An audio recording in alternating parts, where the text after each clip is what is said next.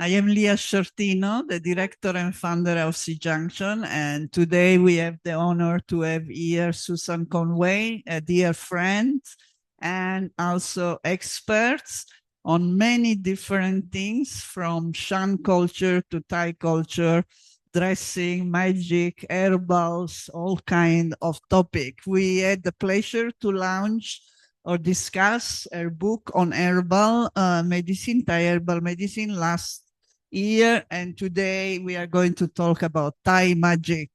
She already presented the book. This is actually a reprint, or she will tell us more about this. So she just launched it at Chiang Mai, and now she's launching it here in Bangkok. Please, Susan.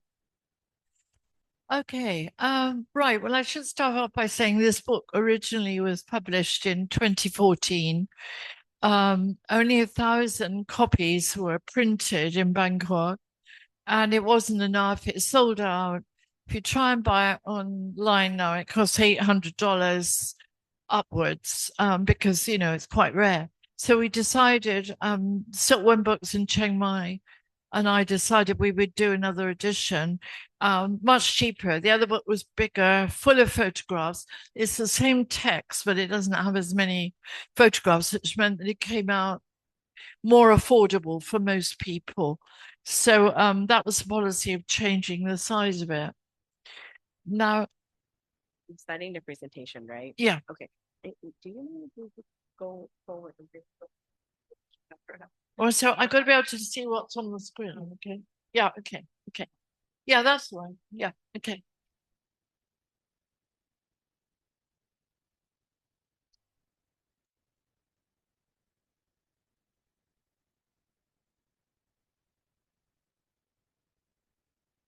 Okay. So, what's magic? What does it mean? It means something different to everybody, really. Almost all cultures have some kind of supernatural belief system, even if it's heavily, under the surface. But in the anthropological terms, it refers to a set of beliefs designed to manipulate supernatural forces to produce specific desired outcomes. It is used to manage uncertainty and risk and to explain misfortune. And I once went to a conference where there was a guy who was from an insurance company, and he said that he thought magic was like getting a certificate from an insurance company. That actually, if you believed in magic, then it would protect you.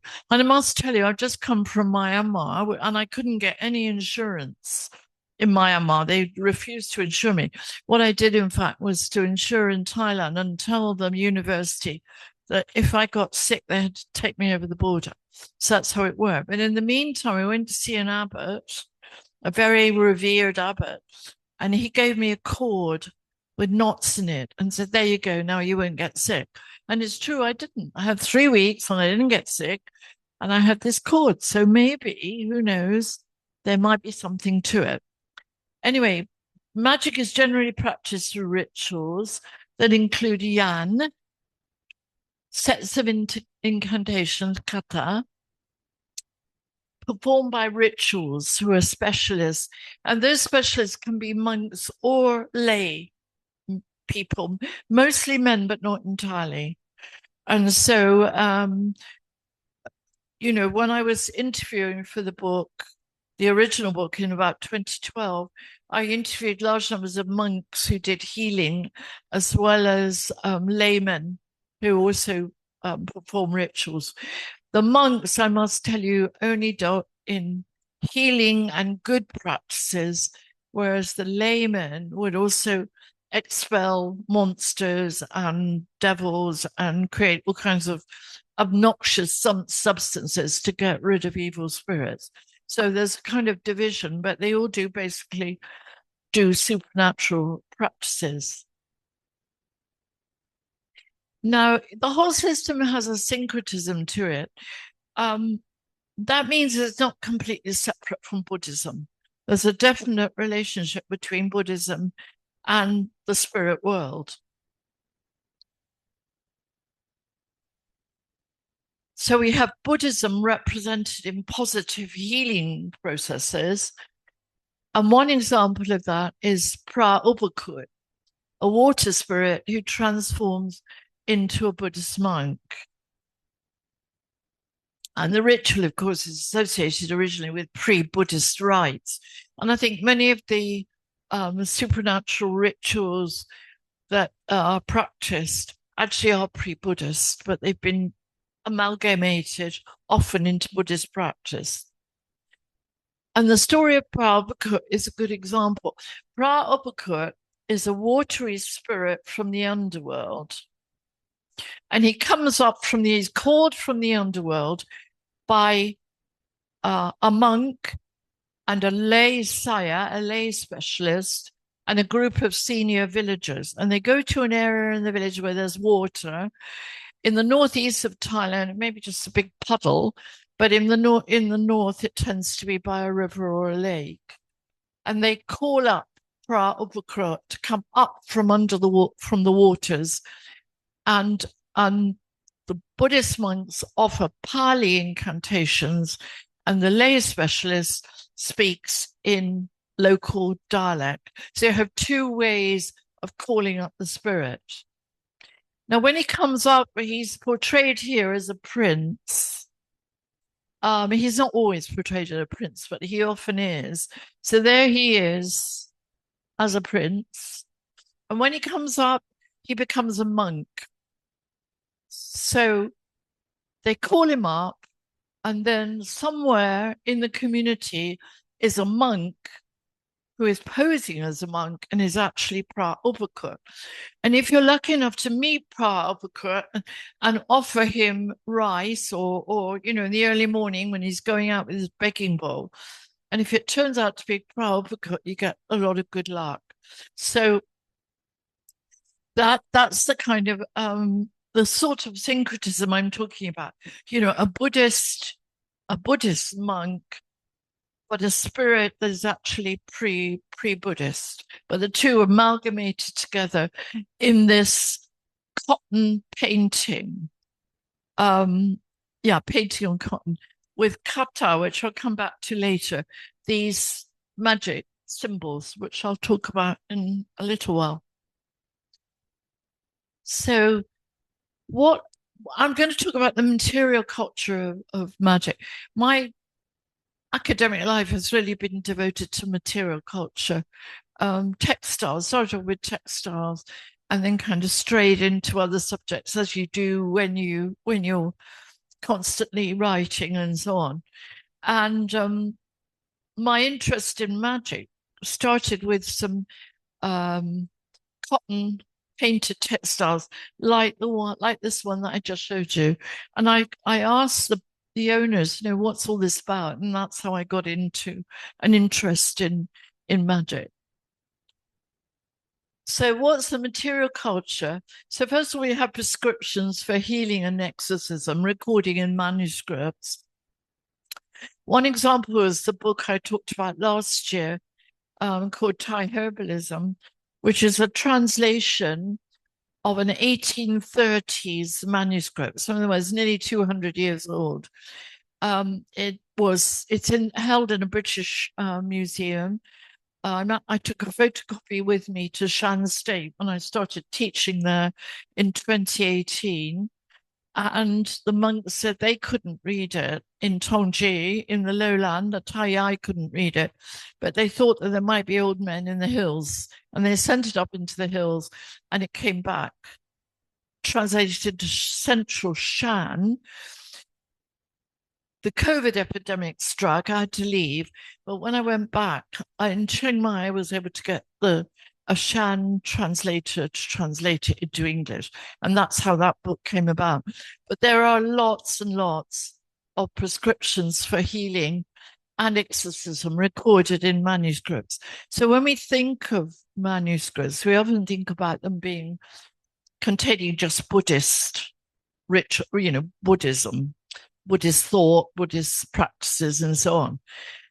But in fact, there are another whole load of manuscripts which are not about straight Buddhism. And then there are objects deemed to possess magical power.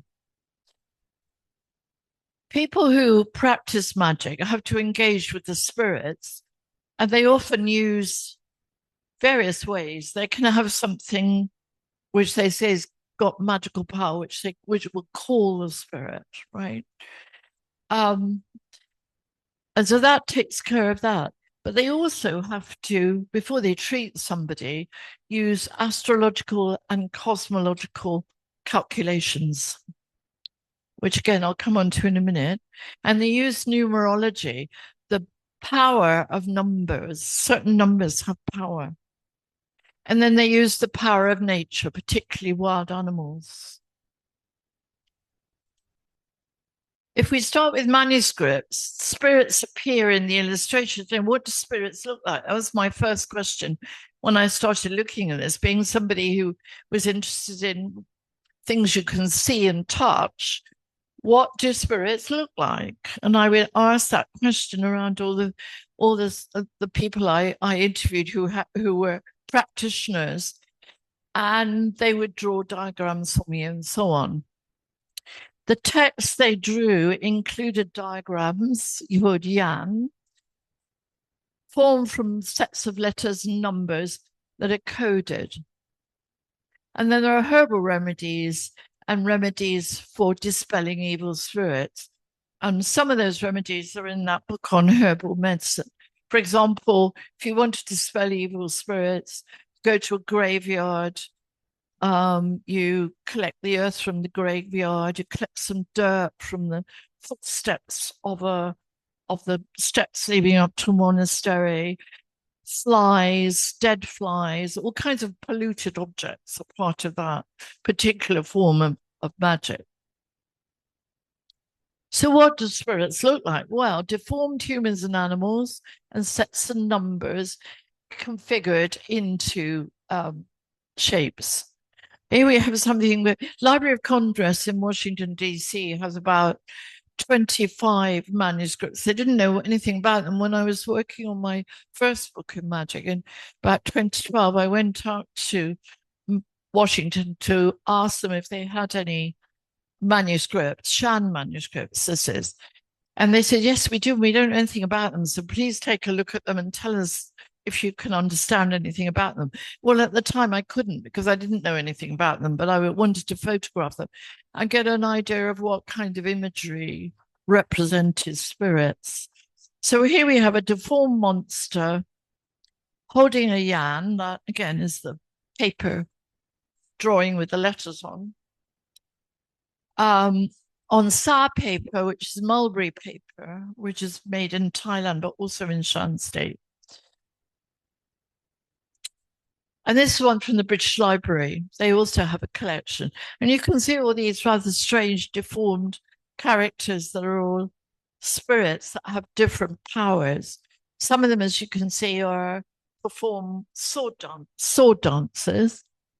And others are possibly concerned with sickness. But again, these ones have not been worked on.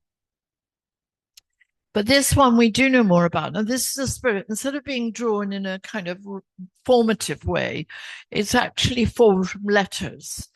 And it represents a Brahmin called Gavampati. And he's drawn on paper and he brings success in learning. So I haven't seen this in Thailand, but in Shan State, students go along to a man who practices magic, and they will ask for Gavampati. It'll be copied onto paper. Remember, it's all letters. And they will be told to either burn it and drink the ash, or roll it up into a hollow candle and burn it and chant a certain incantation. So there are different ways of actually using it. But so that we do know about. Again, it's from Library of Congress. It's a different manuscript. All the manuscripts, all the letters and figures in this particular manuscript were full of Shan letters. And this is another one from the same manuscript, and it's for courage. So the last one was for learning, helping you to win a scholarship or pass an exam. And this one is to give you courage. And the assumption I would make is that this was probably copied onto sour paper or on cloth and would have been carried in your pocket as a sort of safeguard against, give you courage if you had to go into the jungle or, you know, undertake some journey, which was slightly frightening. Again, you can see all that is formed from letters. And then this one again is a human form, and this is from the manuscript that is now translated and is over there. And this is quite well known ogre called Pilo, and he banishes evil spirits.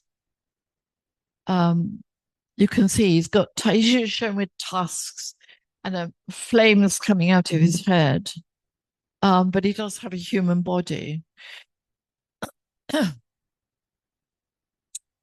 And then, as you saw in the images, there were lots of yan, these diagrams with letters and numbers inside them. And this one, again, we've managed to work it out. It's considered a magic square. And whatever way you add up the numbers, they come to 12. So that was fairly straightforward. It's a kind of simple yan. Obviously, it has power because it's mathematically,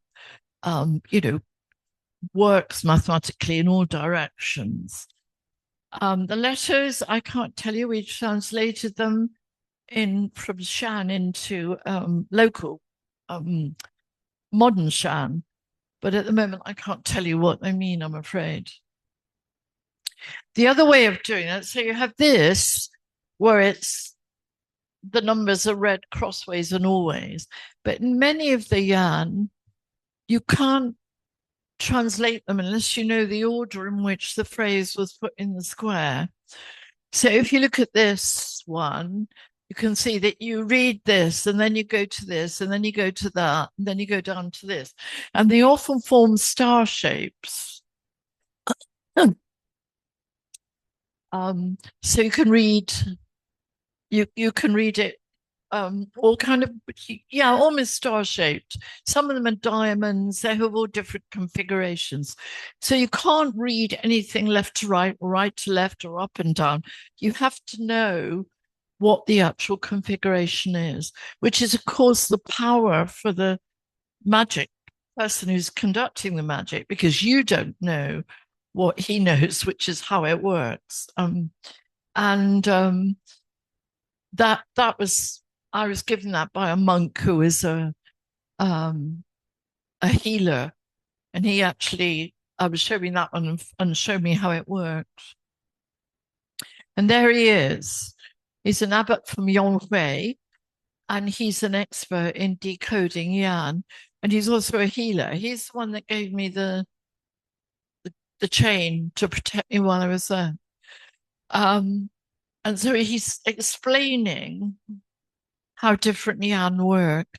Now, I've only just come out of Yongshui, so I haven't had time to look at these, but I've got about a dozen papers with all these drawings on, which I'm hoping I can, make sense of when I get back to London. But again, it's that business of not being able to read them directly, but having to understand the patterning. And this is also from the Horniman manuscript, the one that's translated. And often the yan are just written by the side of ordinary texts. So the yan, it will say, copy this yan onto, for example, a leaf or paper or some other medium, cotton, whatever. And then it tells you what you should do with it, where you should place it. So the text actually defines what you do with the yan. And then, as I said, a translation of the Horniman manuscript explains how some of the yan work. And then I come on to textiles and clothing, which is really what got me started on this, because it was the textiles that I was most interested in. And they're usually worn for protection. And pictorial elements include animals, ogres, astrological symbols, yan, and kata. And the perfect example of this is a vest, protective vest. There are many hundreds of these, and I've seen them all over Thailand. And they involve the power of nature. The tiger, you put on the vest, and it gives you the stealth, speed, and physical force of a tiger. And what you have to remember is that these were made at a time when the forest between here, Chiang Mai, across into Myanmar through Shan State was full of tigers and bears and all kinds of other animals. And so you would have needed some kind of protection. You could have taken it as a vest, as in this example, or you could have it as a tattoo. So your choice, whether you put the vest on or whether you have the tattoo. But not all of them are based on nature and natural causes. Some of them actually have Buddha images of them, mandala, and they have equal, I was told, they have equal force. In other words, you're using the Buddha to protect you. This is another shirt. It's quite interesting because, again, it's a question of, we translated the letters, but we still don't know the order in which they have to be read. Okay, I mean, there's so much work to be done in this area. Anyone who's a student and is interested in this could actually easily pick one item and start doing some more research on this. I mean, it's a really interesting, I think it's a really interesting subject. So there we have it. You can see their numbers and letters are not just phrases. It includes a lot of number. And the numbers are probably all lucky numbers. But we don't necessarily know why they're lucky, but they probably are lucky. And that's the bottom of the shirt. So they don't always appear in squares. Sometimes, have these sort of configurations with letters inside in different forms.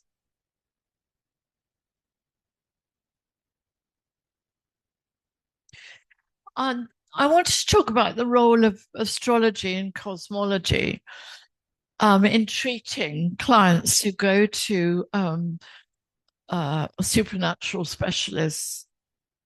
It doesn't matter whether it's a monk or a lay practitioner. You get asked for your birth data before you start. Now, I don't know if you know what day you were born. I mean, I didn't know what day I was born. I knew what the date was, and I knew what the year was, but I didn't know what the day was. But to people in this part of the world, the actual time, the day you were born is as important as the rest of the information.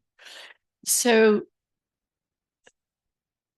somebody going along to, let's say, I'm going on a long journey and I want protection. And then the monk or the sire will say, okay, so what day of the week were you born? And in my case, when I went along to ask for it, so I could actually go through the process, I said, I don't know, but he produced a book and he was able to figure out from the year I was born and so on, what day I was. And as you can see, every day of the week, except Wednesday, is divided into two periods, morning, before noon, and then PM afternoon till midnight. So that makes 8 areas, 8 time periods. And as you can see, each time period has a planet. And then it also has a cat or an animal, a tiger, or whatever, goes with that particular time period. And then you also have a life force number, 15, 8, 17, 12, and so on. And the total is 108. And 108 represents, I'm sorry, I must have fallen asleep or something. The good deeds of the Buddha. So 108 is a well-known number, not only in astrology, but also within Buddhism. Again, that overlap between, Buddhism and another form of identity. So I'm sorry, this slide is probably a bit pale, but Shan astrological charts are often produced on cotton, which is really my first way of finding out about them. And they include obviously the 8. So there's 8 time periods with 8 animals. And in different areas or different artists who drew them had very different levels of skill. So some of them are quite primitive and others are actually quite sophisticated. The last one, I'm not sure what day of the week the person who owned this was born on because I couldn't find out. But with this one was drawn up for somebody who was born on a Tuesday.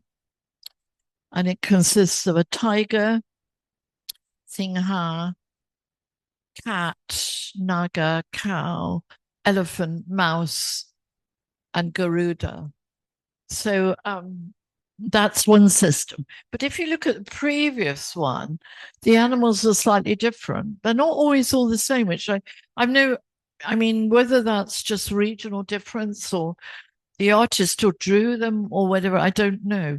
But I was told that traditionally, and I'm always frightened of the word tradition, but traditionally there should be 2 elephants, a male elephant and a female elephant. And this is obviously the male elephant and the female elephant. But in this one, there is no female elephant. So to what extent the imagery changes, again, is something which has not been investigated. So anyway, having established what day of the week you were born on, you then have yan, the squares for each time period, and one in the middle.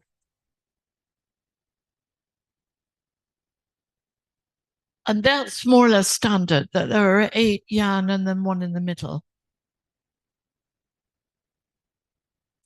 And then also astrology issues predict suitability in marriage. I don't think this happens so much today, but in the old days, people went along to see a spirit specialist to actually establish whether or not their astrological charts worked and whether or not the marriage would be successful. So there are lots of these kind of charts in the collections of various museums. This one's actually from a Shan manuscript, which I photographed actually in Shan State when I was there. And then the other thing that's kind of part of the supernatural framework is tattoos for strength, for courage, and for protection against sickness. I particularly found up in the more remote areas that a lot of men had tattoos against malaria, and women too, actually, but not always. The women often had them in white. In other words, there's no color in them, so you can hardly see them, but they were to protect against malaria. And now this one is a particularly well-known, famous spiritual expert. He lives in a village north of Kengtung towards the Chinese border. And I went to see him in about 2012, I think it was, or 13. And when you could travel easily, but I mean, you can't now in Myanmar, you can't travel. I mean, so many of the roads are closed off, but then you could actually move around. And he's tattooed completely. His whole body, the side of his face, his whole body. And he'd been tattooed over and over to give him supreme strength to operate as a supernaturalist, right? So I was taken to him particularly because they said he was one of the best practitioners. And I asked week before last when I was there, and they said, oh yeah, he's still alive, he's still practicing, but you can't go out on the road because the military are all over the roads. So, I couldn't go and see him again, but apparently he's still practicing. Now, what he did at the beginning, well, I thought, oh, okay, I really need to go through a ceremony with him so I really understand how this works. So I said, oh, I've got to go on a long journey. I had to go back to London. And I said, can you give me protection against for a long journey? And he said, oh, yes, I can do that. Come back tomorrow at 9:00, $25. Very clever that he'd figured out I was wealthy enough to give him $25. So they went had to go back into Kengtung and get some money, the whole thing to pay him. And I went back for the ceremony. And when I went in and sat down, he had those swords like the spirits had. Do you remember the first slides where there were swords in the air? And he did almost a dance. It was almost like some of the images of the spirits that I'd seen in the manuscripts, taking all these poses. And I must say it was a very impressive process. I mean, I did feel quite drawn into it. His mother-in-law sat in the room, and apparently she was there because in case I got taken over by a spirit. So it's quite interesting that she was sort of there to make sure that it all went okay. And it did. It went okay. I should tell you what he gave me.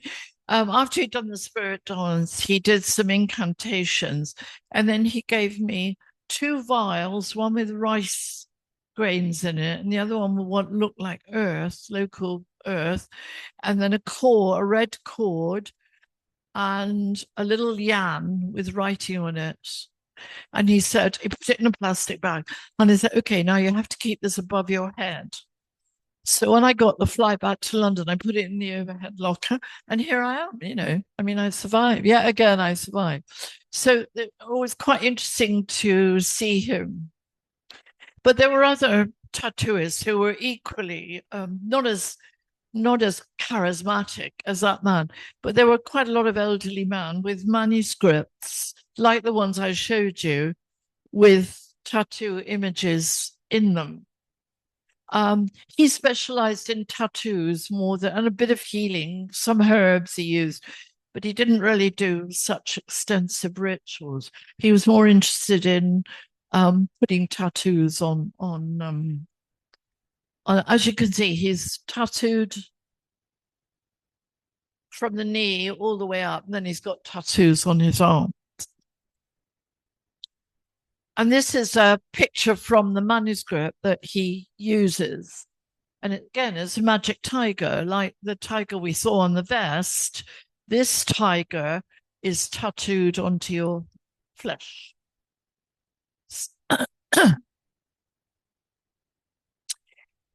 Now, I must tell you that I don't think this kind of old style tattooing will survive much longer, because most of the younger people go to town, to parlors like we have in the West for pop fashion and film symbols. If you look at modern tattoos on the younger generation, they tend to be, colorful, and they're much more to do with, as I said, pop or film or so on. And they don't reflect so much the old traditions and the old symbols. Some combine manuscripts. Sorry, I've got a misspelling there. Manuscript symbols with modern art. And that's true. You occasionally see an old-fashioned symbol, and then you get modern symbols alongside it. And then I want to talk about the numerology, which I've already mentioned, but the supernatural power of numbers in diagrams, as I've shown you already, and in chanting. When you're given your yan and told how to use it, you're also given a chant, which you must offer at the same time as you activate the yan. So in other words, if it's in a candle, you light the candle and then you recite the chant that you've been given by the magic man. And then also included in numerology is the 8 time period system, which we've also looked at. So those numbers often pop up, especially when monks are doing the supernatural rituals.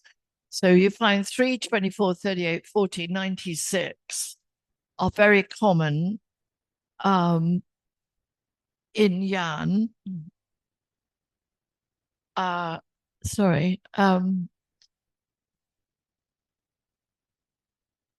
you can see they're all associated with the Buddha, right? These are all numbers that have a Buddhist connection.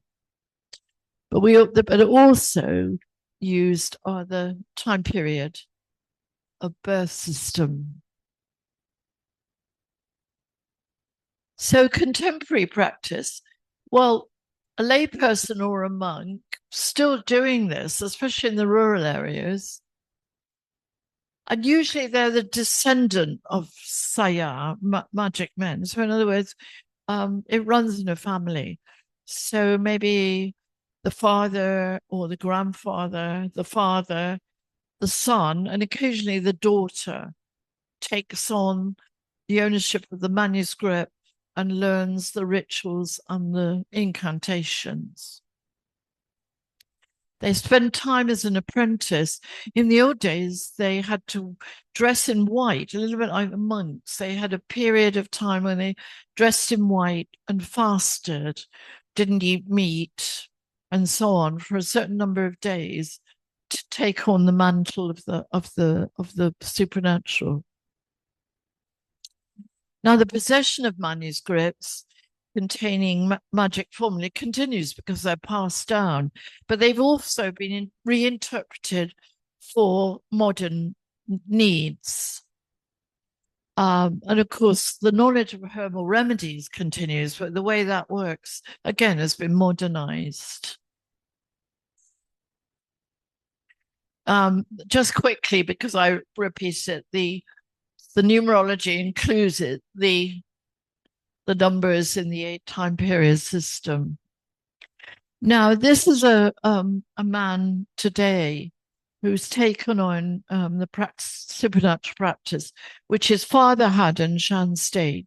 He's a refugee who moved to Chiang Mai, and he's actually there sitting there drawing a yan. Now, this is an old yan from a book, from a manuscript that he had inherited. But his modern interpretation, that's the way he's drawn it. So in other words, he's copied it on SAR paper using a biro pen and a ruler, right? So you can see a lot of similarities between that and that. And there's a lot of adaptations like that. Actually, I've got 2 in my handbag. Somebody gave them to me at the end of the last lecture I did. Said, "Oh, you should have these. They're new yan, but they're adapted from old tradition." And one of the favorite ones, Pra Siwali. Siwali brings lots of good luck, and he's often copied onto yan for good luck. So if you go to a specialist and ask for you want good luck, you often end up with a Pra Siwali on your yan. And I just wanted to mention one monk who practices in near Dak, which is an area where there are large numbers of Shan immigrants, and the temple is called Wat Tia Satan, and he again creates his own yan from old manuscripts. So he's got an old manuscript, and these are adaptations of old yan on paper. He's just showing them to me. And he's got a list here of how much he charges for his services. And his yan, I'll show you the next one first, and I'll go back. This is the kind of yan from an old book, this one from Library of Congress. And this is a spirit that causes mental instability.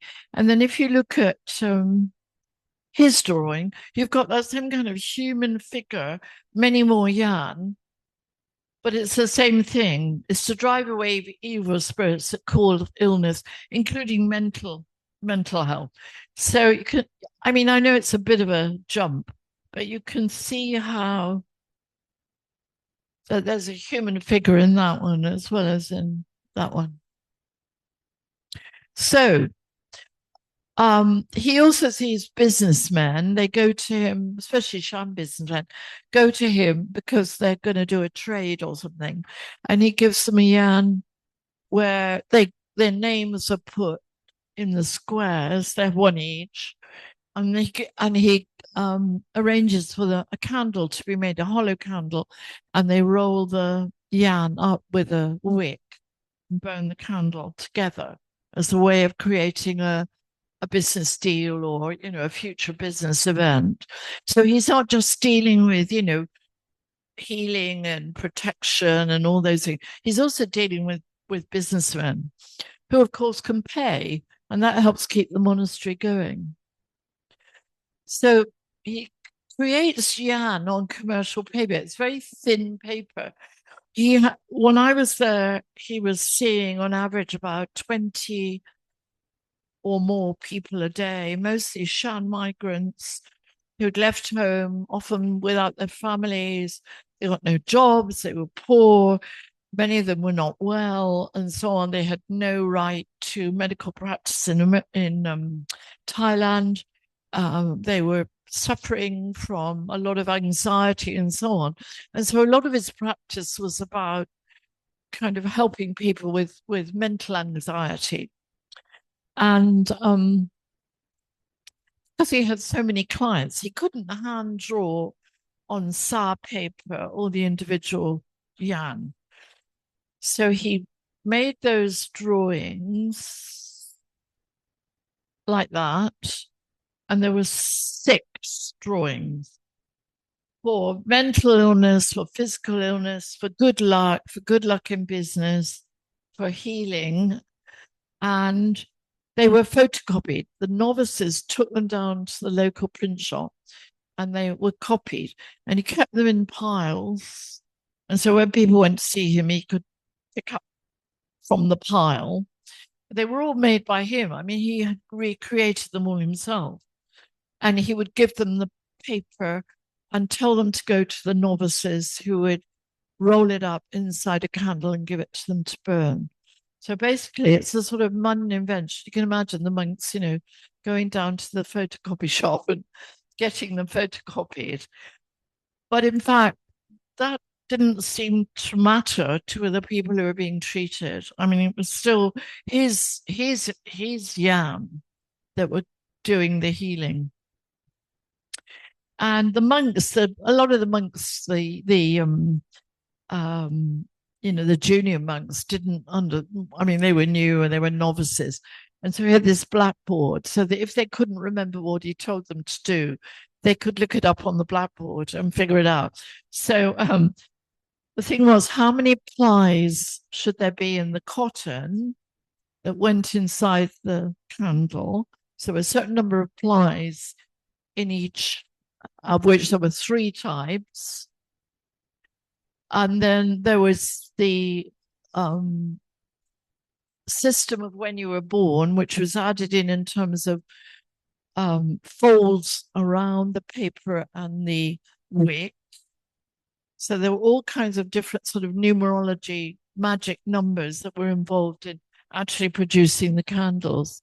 And there's the monks preparing the candles. They've got wicks of different thicknesses. They've got the table behind them so you can see what to do. And then they've got a thing which can push down the yan into the hollow candle. And there's the candle complete, right? So the candle itself has it's not just a candle, it's a candle with a particular yan in it, with a particular thickness of the wick and a certain number of bindings to bind the wick to the yan. Okay.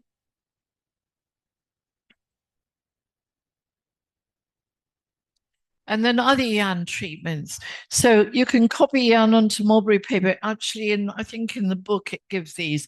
Copy it onto mulberry paper or commercial paper and carry it as a protective talisman, maybe in your wallet or your purse. You can swallow it while reciting a kata. You can burn the paper, mix with oil and rub into the skin. This was particularly favored by soldiers before going into battle. They would go and get a protective yarn and then burn it and mix it with oil and rub it into the skin.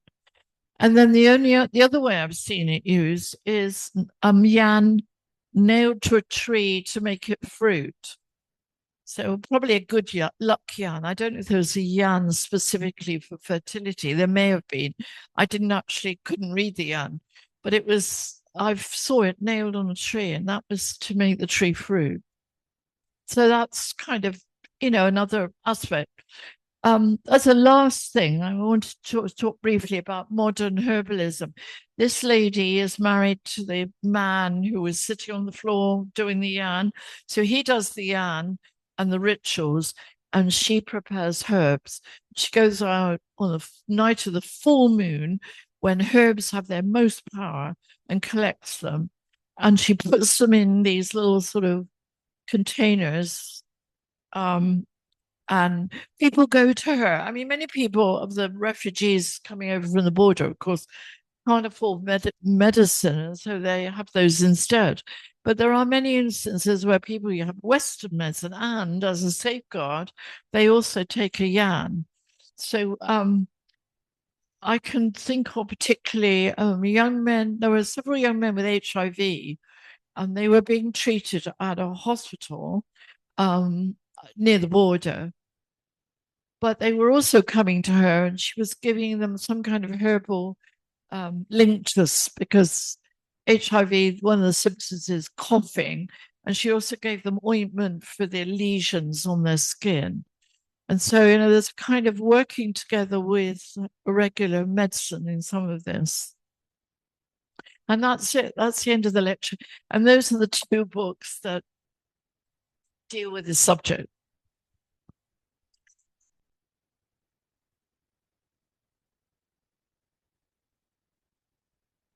Much for this very interesting. I will open the floor for a few questions before going to the signing of the book for those who buy it. Yes, please. Okay, one. Any other? Okay, please. You run into alchemy as a magic practice in Myanmar and Thailand. Yeah, I think it's there, but I haven't, because my ability to work has been restricted. I haven't been able, since the publication, to actually go back and go into things like. But yes, I'm sure it's there. Yeah, it's just a question of none of us now at the moment can. No anthropologist can go in, as far as I know. Yeah. And even though I've been in, it's only to go to the university. I didn't have permission to leave the university. So, but I'm sure you're right. Yeah, there you are. There's a project for you. Yeah, it is. I've actually written a book about Myanmar, but in Swedish, where a lot of magic features. But are you an anthropologist, or? Yeah, originally. Originally. You know that there's an anthropologist called Niklas Fuxeus, who's an expert on Buddhist esoterics. Yeah. Just And I've heard the name, presumably he's published a book, has he? Several books, yeah. Okay. It took time before I found him. In English? Yeah. Okay. So just from a not so detailed level, but how does this all fit in with the gnats? Well, how do the two fit together? Because it seems they sit on separate trails. Yeah, it's a really interesting question about the gnat. I think the gnat's basically a more Burman. But having said that, that's not strictly true, because as soon as I make a statement, I go and find out that it's not true. When I was up in Yonghui, when I was working there before, and also in Tongji, they have there's a whole gnat house in Tongji with about 30 or 40 nat figures in it. And I'm not sure how that does fix it. Whether they're a separate power from the, the power that I've been looking at, I'm not sure. Again, there needs to be more research on this, unless your Swedish academic has done it. Yeah, so that may be true. That may be some part of it. But I will tell you an interesting story. I went to the Nat shrine in Tolji, which is not far from Inle Lake, because I wanted to get some more photographs of it for exactly the reason I wanted to figure out if it had any connection with this. And I went I had a sort of minder while I was in Shan State, somebody with me the whole time, I guess, just to keep an eye on me and where I went. And we went to the shrine. We were able to go to the shrine. And she said, we can't offer anything to the spirits, to the Nat. And I said, well, why can't we? She said, because the Shan spirit medium has been taken away from the Shan shrine, and in the place of the Shan person, they've put a Burmese. And she said, the Burmese do not understand our spirits.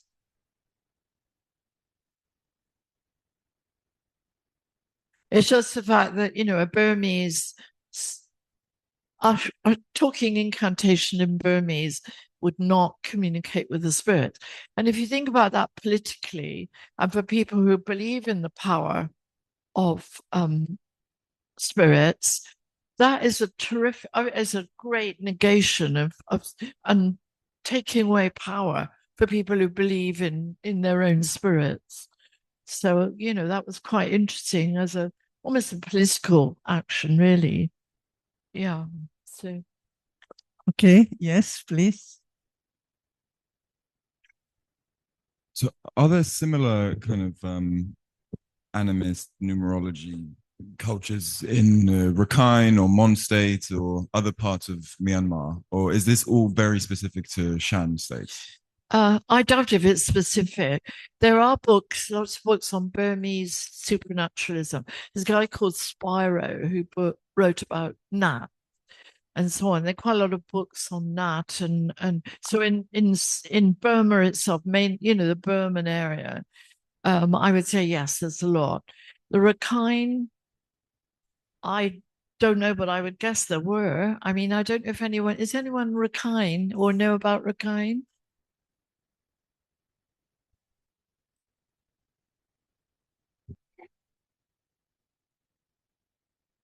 And then, like, I mean, Tai Magic is specific in Shan area. I never seen before. Yeah. The one you explain everything, I never seen before, even though I'm from Myanmar. So I mean, this Tai Magic is special to Shan ethnic. But where in Myanmar are you from? Sakai. Do they- dominant area. But Rakhine's a Muslim area mainly, isn't it? Muslim, Buddhist, yeah. It's Buddhist. Buddhist, Okay. yeah. I thought there were quite a large Muslim community. Okay, so there probably is a tradition, but maybe we don't know about it because it's so difficult to get in there. And you know what's happened on that coast. I mean, large numbers of people have been driven into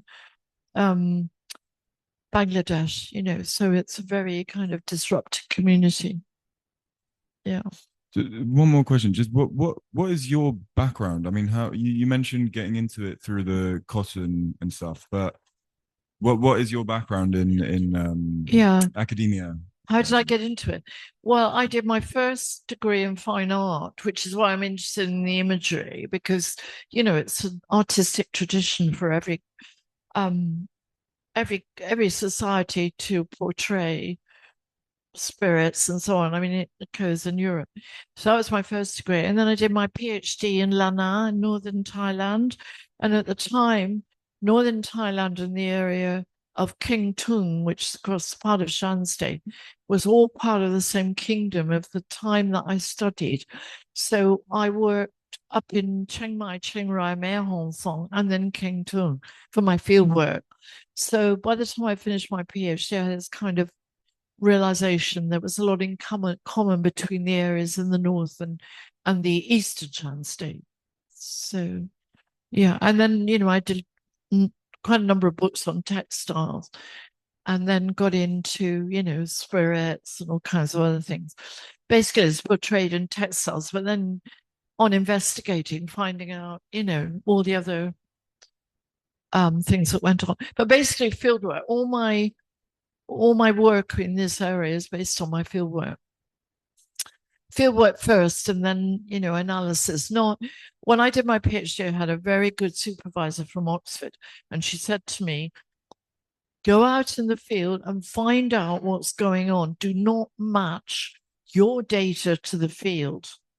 Because so many anthropologists at the time I was studying had all these theories, which they then took out into the field. They didn't do it the other way. And so she was very keen for it to be do the field work and then do the analysis. So I was thinking, yeah. Hi, สวัสดีค่ะ สวัสดีค่ะ สวัสดีเจ้า actually my mother from the north of Thailand, and thank you Susan for writing this book. Like even as a Thai people, all this kind of new for me. Appreciate your work, ma'am. Okay, and for your questions, I would like to share some just my experience. Actually, the letter that written in Chiang Mai or in North, or like even in my mother hometown Lamphun, we call Lanna alphabet. Even now we use it as usual. And could you read any of the letters? Oh, I would love to. Maybe I mean, you couldn't read them. No, I could okay. not. But actually, even now, they are using it, especially like for the older people or for like the old people who is the spiritual of the village.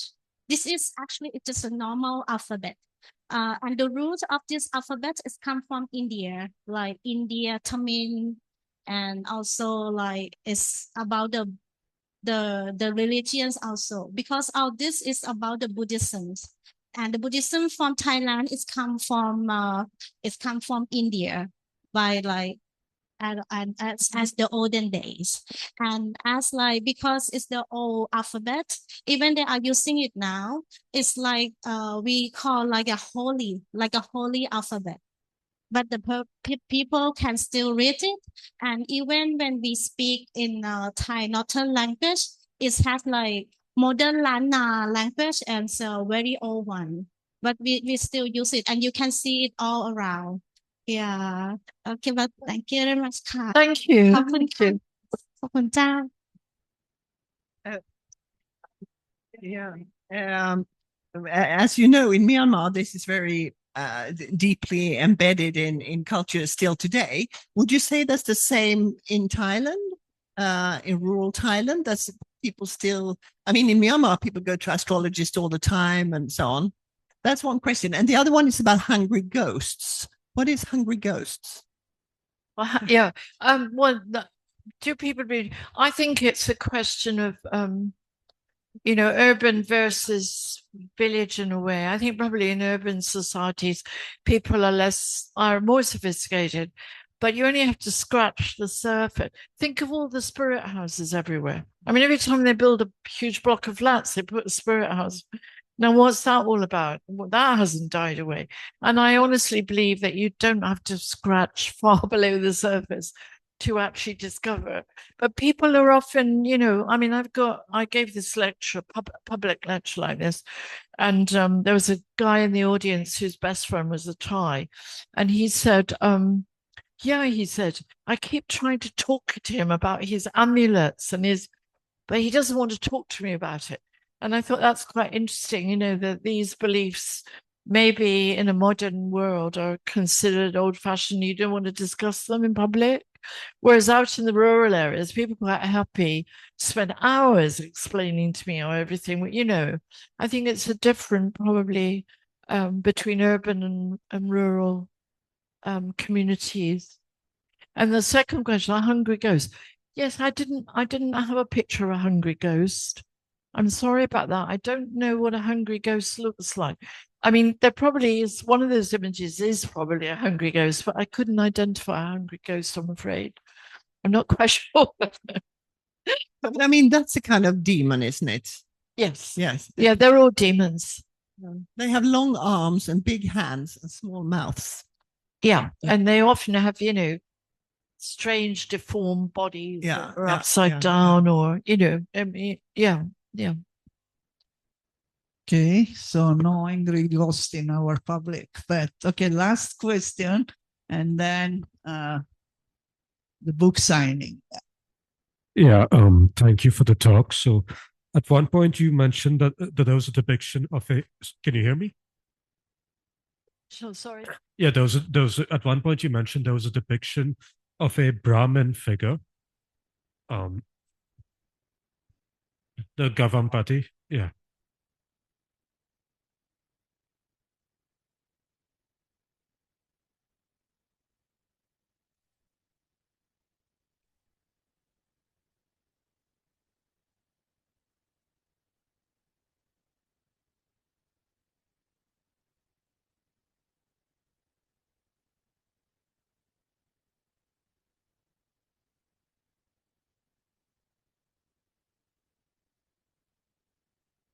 Yeah, this one. Sorry to make you go all the way back there, but Yeah, revising, right? yeah, I was just wondering. So the term Brahmin in this context, is it understood the same way it would be understood in, for example, India under a caste framework? Yeah.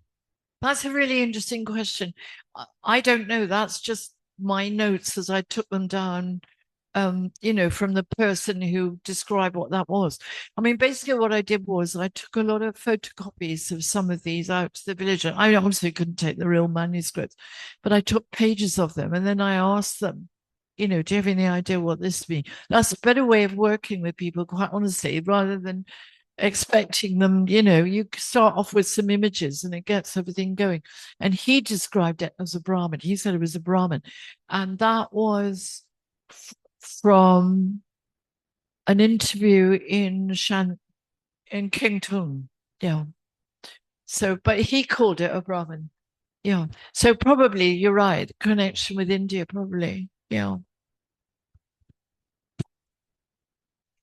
I think this is the discussion can continue later on with coffee and tea. But for now, for those who are interested in the book and get the book signing, they can continue with Susan. Applause. Thank you very much. Yes, a very busy schedule, just few days in Bangkok. So I got her luckily, and she was willing to come at the very last minute. But thank you for doing it. Again,